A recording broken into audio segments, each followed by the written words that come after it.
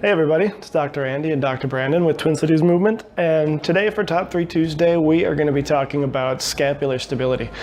For those who have been following us, or for those who just recently read a blog post that I wrote, I think posted it yesterday, or for those who follow Mike Boyle or Gray Cook or anybody else, they know about the joint-by-joint approach where we talk about stability segments versus mobility segments. And thoracic spine, which we mentioned last week on Top 3 Tuesday, is a mobility segment. The scapula, the shoulder blade, is a stability segment. And this is different than the shoulder joint, which is also a mobility segment. As people probably know, you want to be able to move your shoulder pretty well, but you also want to be able to stabilize your shoulder blade pretty well. And so we're going to be talking about our favorite 3 ways of doing that. So we'll have Dr. Brandon here lie down on his back to start with. This is going to be the lying floor slide. So what he's going to do here is he's going to keep his arms in this 90-90 position here. He's going to take a deep breath in, and he's going to bear down and exhale while he pushes his arms up over his head. There's probably going to be a little bit of a pinch in the mid-back here. There's like right up in this area between the shoulder blades. There's probably, if you're an American, if you sit at a desk a lot, if you drive a lot, these sorts of things generally bring us forward like this. And so this is something that kind of, it works against that at the same time that it's giving you scapular stability and shoulder mobility, as well as the additional bonus of challenging your canister, which is of course one of our favorite things.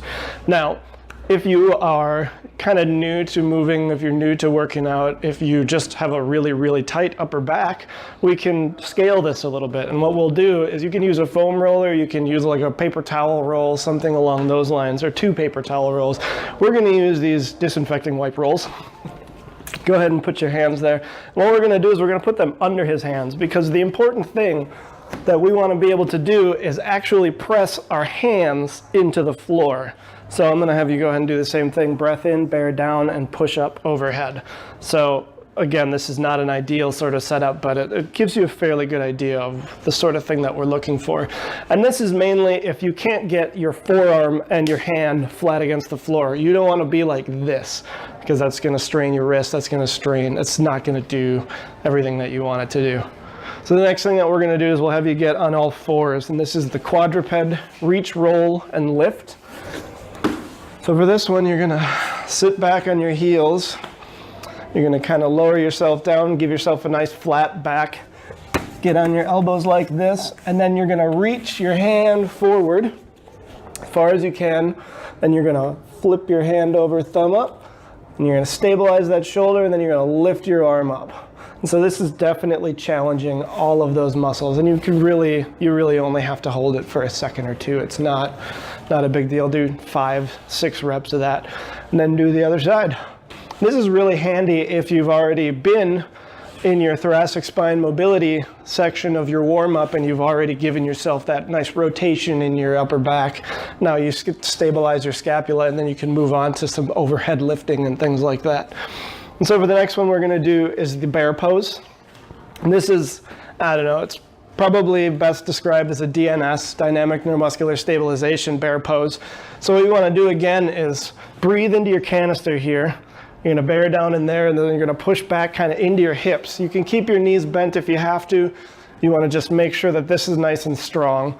And then you're going to push into the floor and push yourself down. And so this is a pretty significant challenge to your scapula, but you want to be able to challenge you. If it doesn't challenge us, it doesn't change us, as someone smarter than me has said. So I'll have you go ahead and get out of that position. So yeah, this was Top 3 Tuesday for this week. Scapular stability, it goes right along with thoracic spine mobility. It helps with shoulder mobility.